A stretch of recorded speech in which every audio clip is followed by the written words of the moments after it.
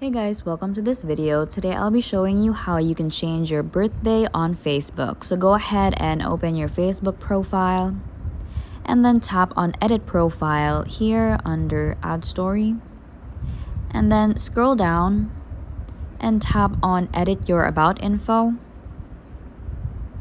Scroll down and under basic info, as you can see, gender and birthday are here. So what you want to do is tap on edit and then just go ahead and change your birthday as you need it to. And then here you can even change who you'd like to see your birthday. For example, as of the moment, I'm currently set to only me, so I'm just going to change that to public.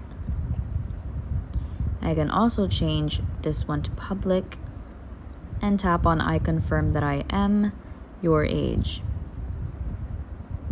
So once you're done, then tap save and that will automatically change your birthday on Facebook. Thank you guys for watching. I hope this helped and we will see you in the next video.